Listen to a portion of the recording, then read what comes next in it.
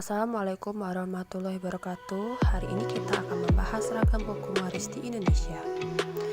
Perkenalkan, nama saya Revita Bajirwinsa.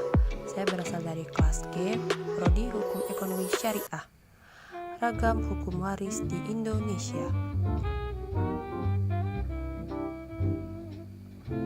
Warisan adalah perkara yang penting bagi kehidupan, tidak hanya untuk diri pribadi, melainkan juga untuk anak cucu Anda kelak. Meskipun penting, seringkali perihal warisan ini menimbulkan berbagai permasalahan.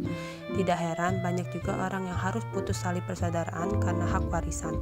Permasalahan utamanya biasanya karena perbedaan pendapat mengenai kesetaraan dan keadilan.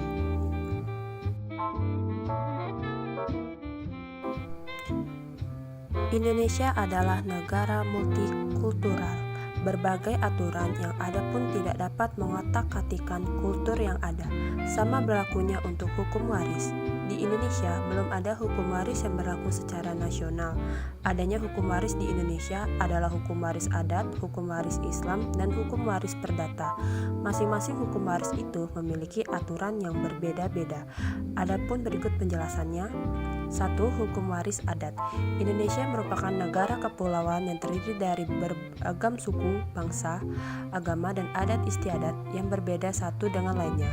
Hal itu mempengaruhi hukum yang berlaku di tiap golongan masyarakat yang dikenal dengan sebutan hukum adat. Hukum adat itu sendiri bentuknya tak tertulis, hanya berupa norma dan adat istiadat yang harus dipatuhi oleh masyarakat tertentu dalam suatu daerah dan hanya berlaku di daerah tersebut dengan saksi-saksi tertentu. Oleh karena itu, hukum waris adat banyak dipengaruhi oleh struktur kemasyarakatan atau kekerabatan. Di Indonesia, hukum waris mengenal beberapa macam sistem pewarisan. Apa saja? 1. Sistem keturunan. Sistem ini dibedakan menjadi 3 macam, yaitu sistem patrilineal, yaitu berdasarkan garis keturunan bapak, sistem matrilineal berdasarkan garis keturunan ibu, dan sistem bilateral, yaitu sistem berdasarkan garis keturunan kedua orang tua. 2. Sistem individual. Berdasarkan sistem ini, setiap ahli waris mendapatkan atau memiliki harta warisan menurut bagian masing-masing. Pada umumnya, sistem ini diterapkan pada masyarakat yang mengandung sistem di daerah Jawa dan Batak. 3. Sistem kolektif. Ahli waris menerima harta warisan sebagai satu kesatuan yang tidak terbagi-bagi penguasaan ataupun kepemilikannya, dan tiap ahli waris hanya mempunyai hak untuk menggunakan atau mendapat hasil dari harta tersebut. 3. Sistem mayorat. Dalam sistem mayorat, harta warisan dialihkan sebagai satu kesatuan yang tidak terbagi dan hak penguasaan yang dilimpahkan kepada anak tertentu. 2.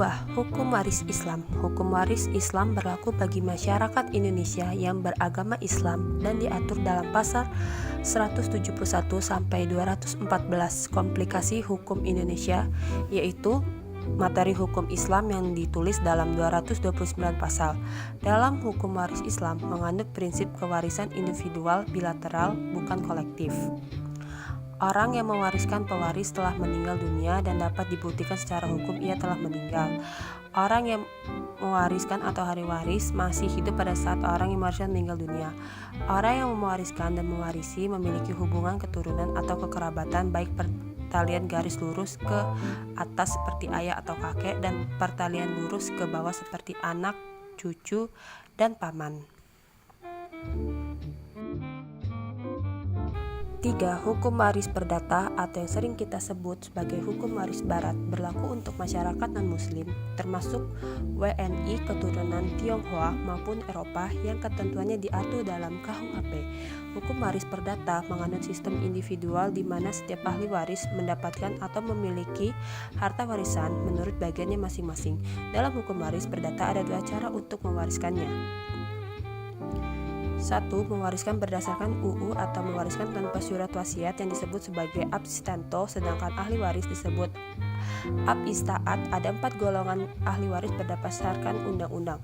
Golongan 1 terdiri dari suami, istri, dan anak-anak serta keturunannya. Golongan 2 terdiri dari orang tua dan saudara-saudara beserta keturunannya. Golongan ketiga terdiri dari kakek, nenek, serta seterusnya ke atas. Golongan 4 terdiri dari keluarga dalam garis menyamping yang lebih jauh. 2. Mewariskan berdasarkan surat wasiat, yaitu berupa pernyataan seseorang tentang apa yang dikehendakinya setelah ia meninggal dunia, yang oleh si pembuat dapat diubah dan dapat dicabut kembali selama ia masih hidup dengan Kitab Undang-Undang Perdata pasal 992.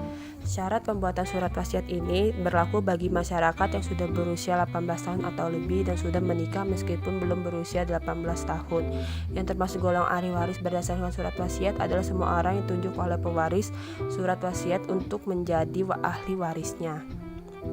Sekian, terima kasih. Wassalamualaikum warahmatullahi wabarakatuh. Bye-bye.